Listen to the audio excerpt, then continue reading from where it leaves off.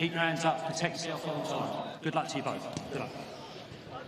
Fenix Charles, Brock Jarvis is 20-0. George Kambosos with one of the performances of the year, fighting for a title in 5 weeks' time, and Demsey McKean. Well, I mean, the memory I have of Bracamonte was against Dave Allen.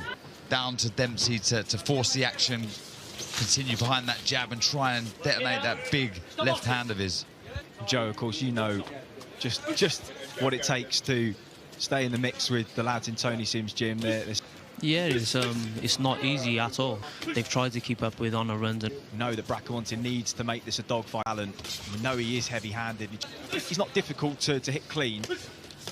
A good option. He keeps a really tight, high guard, but there are gaps around the side of Bracamonte, who lets his hands go. Love the variation of it. Look, jab and body. He's looking for that wide left hook there. And McKean really, I think, if he boxes sensibly, he can make lighter work of this man, but he again just caught with the right hand on the counter. Yeah, he's got to set those shots up. There are heavyweights out there in better shape, but that was a good short left hook. You see Peter Sims there just saying, what's the backhand coming over? And to cover the shot, Bracamonte fires back with his own right hook. Across Europe now. Yeah, and you can see there exactly what Joe said. Early on there was Mark Potter. Was he a Repton boy? No, I think it was West Ham. And there was Andrew Lowe, light heavyweight. There was those lovely crisp jabs followed up by the straight left hand. This is better work. Needs to drop down to the body afterwards. Oh, put them together, on the lovely. side. Yeah, it was lovely, wasn't it?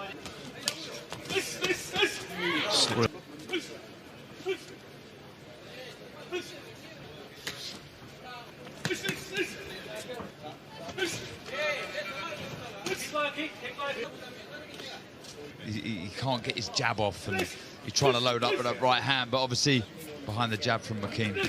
Oh, lovely left hook. Great shot. He just punched at the same time, but McKean got there first. And now McKean has just turned in with his back to the rope. But McKean certainly will feel that the contest is now Trying to really put a dent in Bracamonte. just in more of a rhythm, isn't he? Turning his man now, boxing around the centre of the ring. And he's only really able to just kind of muffle the impact of them. Another left hand to the body and farther between now. Another big left hand lands. That was a good foot placement from Demsey McKean then. Step on the outside, and he threw a left hook instead of a... Just warning McKean for just holding that right hand out, just pinning him there. The point I would pick up on is the circling. Just lands a little short left hook over the top there, McKean. Cheers, mate. He's managing to push Demsey McKean back. He's not cutting the... You can see him, Bracamonte getting really frustrated. As we suspected that he might not. The guard does come wide, so... I think the steam has gone out of Bracamonte too, even when he does get close. The hands are laboured now. Can see him coming, can take the sting out of the shot. A bit too easy for me. Just turn around, there's that uppercut. Beautiful shot. Until he knows that the threat has been, well...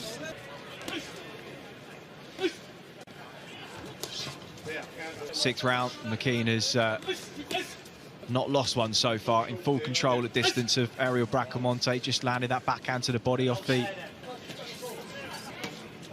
Bracamonte trying to punch off the slip there, but you guys have been asking for him to try and hold his ground in trying to out-macho somebody who outweighs you by about 40 pounds. He has been smart with his attacks. I think there's another way that you could draw the lead out. That's the feint.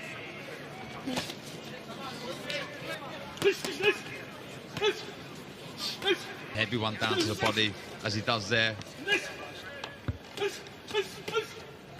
Against 6'7" Daniel Marks, 9 months out of the ring with a British fighter. I guess he would have sensed in the early stages that he maybe wasn't going to get rid of his man, and so break him up as best he can. I think it was a left uppercut there. It was a lovely shot, just short, sharp shot. Right hand from Bracamonte. Just throwing it off the slip to the left.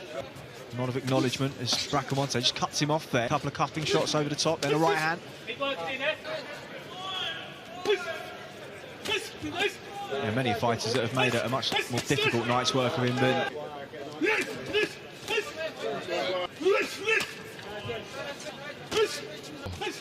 or other boxers are the same as me, but I was in sync. And a couple of people that are always there fight. So yeah, that's spot on. He's around the side with the left hand that time.